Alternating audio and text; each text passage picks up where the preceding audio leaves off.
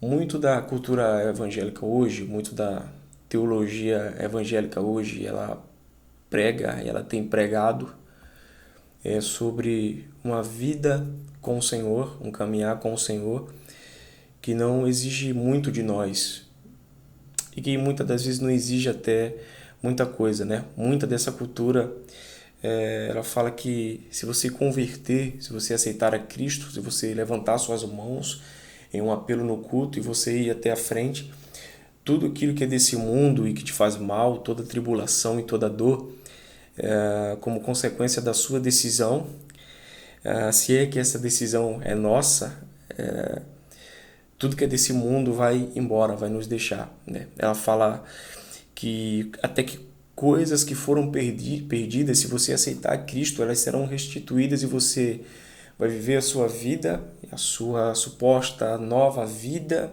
agora caminhando com Cristo sem sofrer nenhum dano colateral. E muito dessa teologia mentirosa, ou muito dela não, ela é completamente mentirosa, porque ela faz com que o Criador ele se torne dependente da sua criação.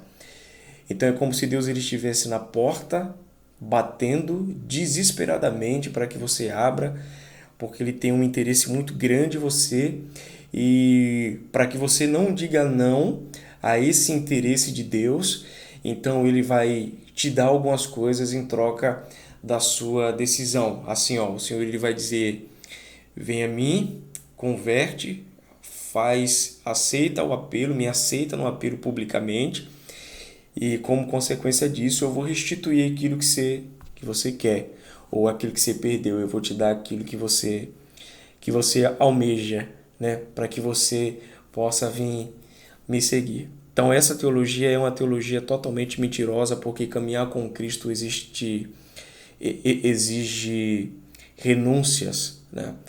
Todo homem que andou com Cristo, todo homem que decidiu seguir a Cristo, ele passou por renúncia, ele teve renúncias na trajetória da sua vida, como consequência da sua decisão. Então, as tribulações dessa vida, as dores dessa vida, elas não vão embora quando a gente aceita Jesus. Muito pelo contrário. Talvez elas até intensifiquem um pouco, com o propósito de Deus nos tornar crentes melhores. Assim como o exemplo, o Jó. Satanás foi até a presença de Deus e pediu ao Senhor a autorização para poder tocar em Jó. O Senhor concedeu que Satanás tocasse nos bens dele, naquilo que ele tinha, com exceção da sua vida. E o propósito de Deus com isso não só foi apenas provar para Satanás que Jó era um cara top, porque Deus ele sabia quem era Jó. Mas o propósito de Deus foi tornar para ele mesmo Jó melhor do que ele já era, né? Então, as tribulações elas nos alcançam. Salmos 27, versículo 4 por diante, um texto bastante conhecido por nós. O salmista Davi ele vai dizer assim: "Uma coisa eu peço ao Senhor, e a buscarei, que eu possa morar na casa do Senhor todos os dias da minha vida, para contemplar a beleza do Senhor e meditar no seu santo templo." Quando a gente lê esse texto aqui, que Davi está falando do anseio dele, que é morar na casa do Senhor todos os dias da vida dele, a gente meio que às vezes romantiza esse morar, achando que essa morada de Davi, que esse anseio é que Davi está a fim de passar 24 horas literalmente na casa do Senhor, sem compromisso algum, sem responsabilidade alguma, só contemplando a face do Senhor, onde na verdade não é isso que Davi está falando. O que Davi está falando aqui não é de um templo feito, sabe, de 4 paredes, não, até porque em Atos 17:24 está escrito, né, que Deus fez o mundo e tudo que nele há. O Senhor, ele é o Senhor dos céus e a terra, e que ele não habita em santuários, ele não habita em templos feitos por mãos humanas. O salmista ele está falando aqui de um estado. O estado que o salmista ele está falando é o de desejar estar constantemente no lugar, no ambiente onde Deus ele está. Por que o salmista está falando isso? O versículo 1 do capítulo 27 que a gente leu, você vai ver que Davi ele está passando por tribulações, por perseguições. Ele vai dizer no capítulo 27 que os inimigos dele ansiavam tirar a sua própria vida. Então, olha que tribulação. Ele não está falando de coisa espiritual, irmão. Ele não está falando assim, o meu inimigo, o diabo, quer me tragar, não. Ele está falando de coisa literal. Literalmente, homens estavam desejosos em tirar a vida de Davi. Então, Davi está dizendo, Senhor, eu desejo estar no lugar onde o Senhor está. Por quê, irmãos? Porque o lugar onde Deus está é um lugar de refúgio.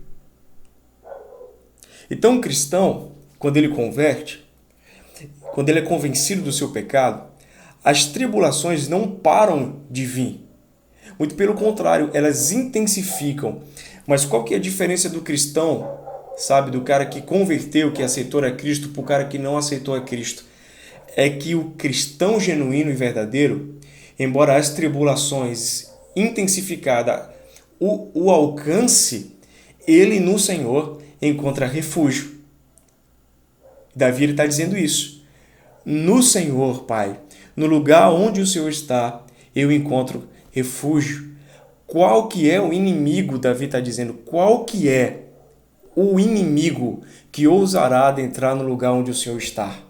Então é nesse lugar, Deus, que eu desejo estar. E olha que coisa interessante, ele vai dizer o porquê, né? Ele vai dizer assim, para contemplar a sua beleza e meditar no seu santo templo.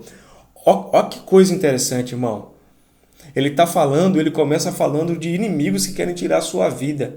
Ele termina o versículo 24 dizendo que na presença de Deus é um lugar que ele consegue meditar, apesar das tribulações, apesar dos momentos difíceis, apesar das coisas complicadas que sobrevêm sobre a vida dele, mesmo sem que ele merecesse.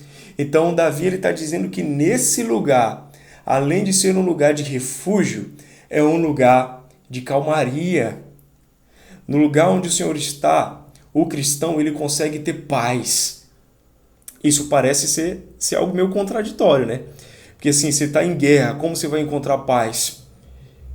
Só existe um lugar onde a gente consegue encontrar paz, onde o cristão genuíno consegue alcançar essa paz. É no lugar onde Cristo está. É por isso que está escrito, e o próprio Cristo ele disse, vinde a mim todos os que estão cansados e sobrecarregados, e eu vos aliviarei. Ele diz que o jugo dele é suave, que o fardo dele é leve. Então, o cristão ele não é privado das tribulações, que é o preço de seguir a Cristo, a tribulação. Mas a tribulação é uma carta do céu, dizendo que Deus ele não nos abandonou, assim como está escrito em Romanos 1, as nossas próprias paixões e convicções, mas Ele está nos tornando para Ele mesmo crentes melhores. A tribulação provoca de dentro para fora um crente melhor.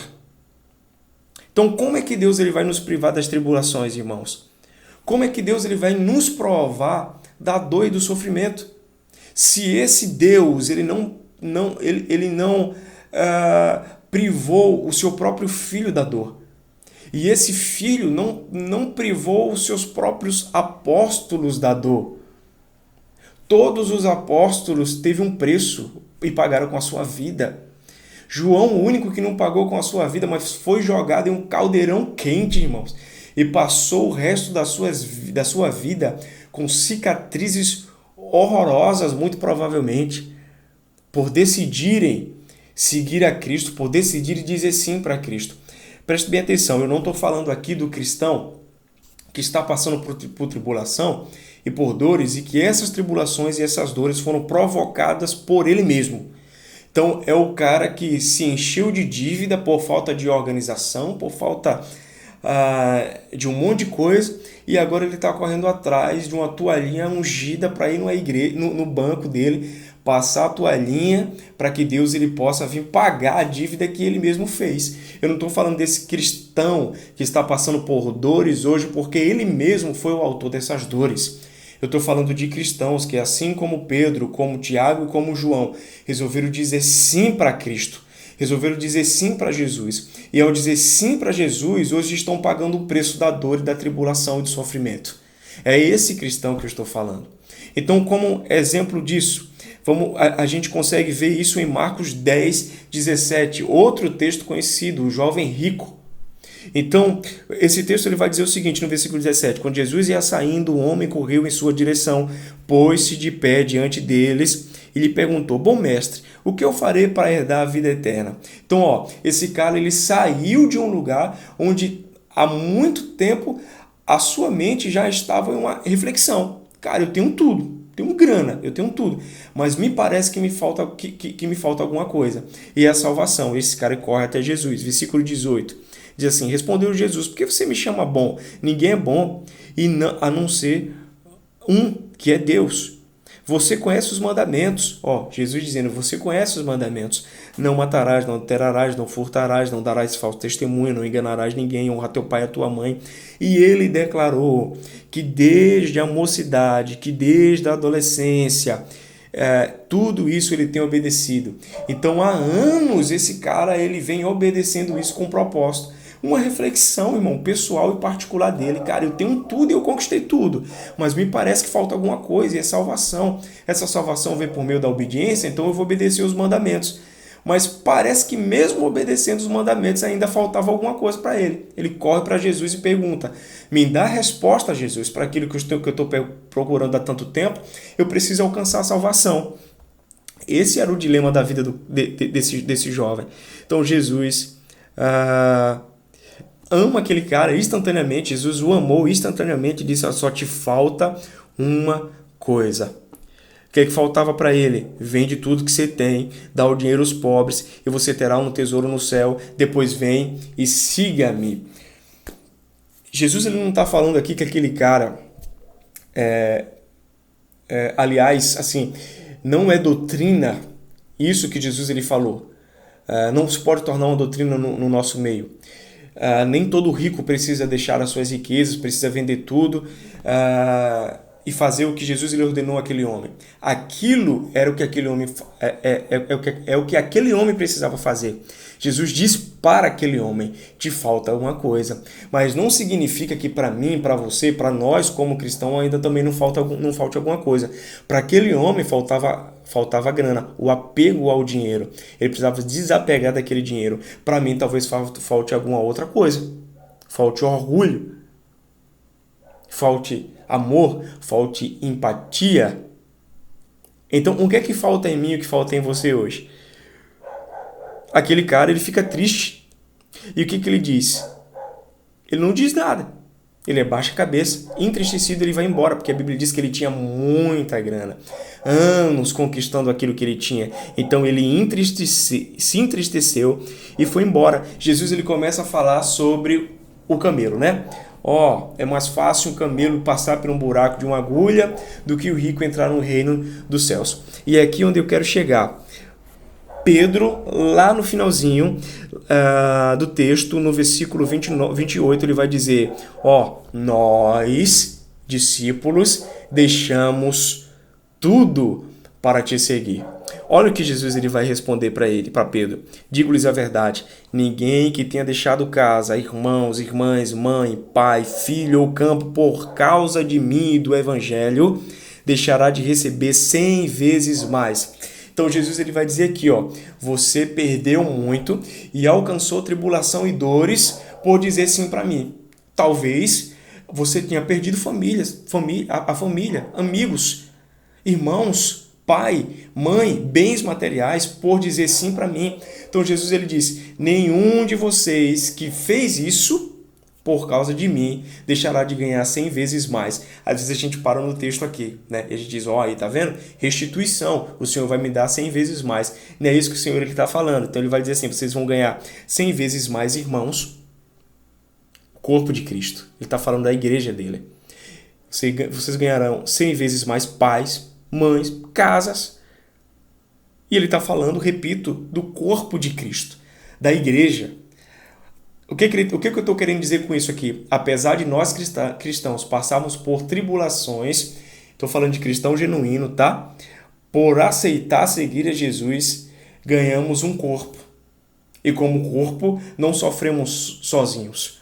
Temos um irmão na nossa igreja que senta do nosso lado. Temos uma igreja. Vê a importância de congregar? Vê a importância de estar junto como família, como corpo de Cristo? Sendo Cristo o nosso cabeça, quando uma parte do corpo está dolorida, é o cérebro que manda a mensagem para todo o corpo que existe uma parte nesse corpo que está doendo. Então, quando você sente uma dor aqui, ó, no cotovelo, automaticamente a tua outra mão faz o quê? Ai! Senti a dor. É a outra parte do corpo que não está sentindo a dor, tentando diminuir a dor. Então, Cristo ele está dizendo que apesar da tribulação, e por tudo que você perdeu, você vai ganhar 100 vezes mais, porque vai ganhar irmão, você vai ganhar uma igreja para congregar, você vai se vir nessa igreja local e você vai ser abraçado quando os problemas te alcançarem. Tá bom? E o que Jesus ele vai completar aqui na sua fala no versículo 30 desse texto? Ele vai dizer que além de ganhar 100 vezes mais casas, irmãos, mães, filhos e campos, vocês ganharão também 100 vezes mais perseguição. Olha a tribulação alcançando o cristão. Olha a dor alcançando aqui o cristão genuíno. Só que Jesus ele não vai terminar por aí. Ele vai dizer, e na era futura, a vida eterna. Eu volto para o texto que a gente falou agora há pouco.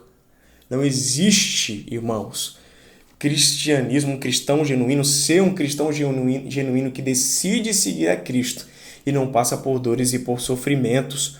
O próprio apóstolo Paulo, irmãos, o próprio apóstolo Paulo, ele vai falar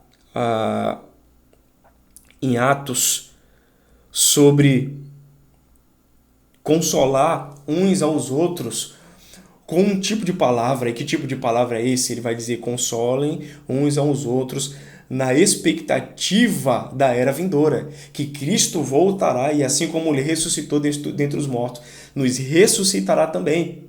Existem duas promessas muito importantes no Novo Testamento. A primeira é, no mundo vocês terão aflições. Cristo falou. No mundo vocês terão tribulações. A outra promessa está lá em Apocalipse.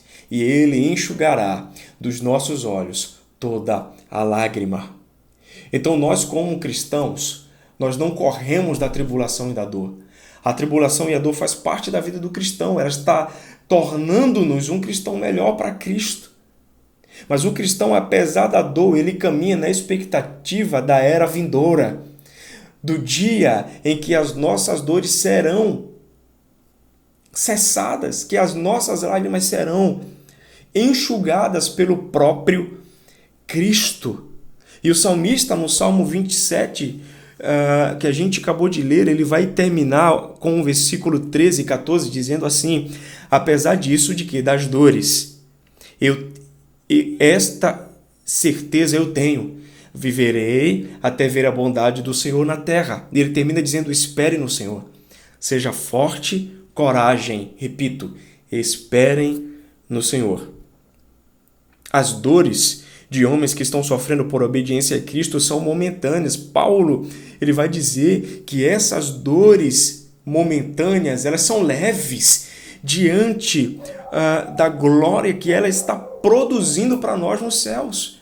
Uma glória que será nos revelada. E essa glória tem um nome. Essa glória não é dinheiro, irmãos. Tá? Essa glória não é uma propriedade legal. Essa glória não é nem o nosso galardão. Essa glória tem um nome e essa glória é Cristo. Paulo está dizendo que quando olharmos nos olhos de Cristo, nosso Redentor e o nosso Salvador, tudo aquilo que nós passamos aqui como dor, como tribulação e como sofrimento, fará sentido. Olharemos para tudo isso e diremos, valeu a pena. Diante dessa glória nos revelada, a minha dor foi muito pouco. Eu até passaria outra vez. Por isso que Paulo ele disse que o morrer para ele era lucro. Porque ele já tinha entendido que a dor dessa era não se compara com a glória que há de nos ser revelada. Por isso eu quero encerrar esse vídeo dizendo para você, continue pagando o preço por seguir a Cristo, mas como um homem de Deus, um homem genuíno, um cristão genuíno. Não traga sobre você os problemas e depois queira que Deus ele resolva para você. os problemas que você mesmo provocou, cara. Não é isso que eu tô falando, cara. Eu não tô falando do cara que, sei lá, o cara adulterou e tá passando. Não, e agora, Deus, por favor. Não, não é isso. E não tô falando que não exista arrependimento, que Deus ele não possa resolver. Não, não. Mas eu estou falando de um cristão genuíno que está passando por tribulações porque um dia resolveu dizer sim para Cristo. Continue, vale a pena, irmãos, sabe? Vale a pena. Deus, ele enxugará dos seus olhos toda lágrima. A sua dor não é em vão. O seu sofrimento não é em vão. Continue pagando o preço, que eu sei que muitas das vezes não é um preço pequeno, é um preço alto, mas o mais alto preço que possamos pagar aqui em dor e sofrimento não se compara com o preço que nosso Senhor Jesus Cristo passou. Por isso, eu encerro dizendo a fala que Jesus ele falou: no mundo vocês vão ter aflições, mas tenham bom ânimo. Eu venci o mundo. Eu passei por uma dor maior do que a de vocês e consegui sobreviver. Amém. Que Deus os abençoe.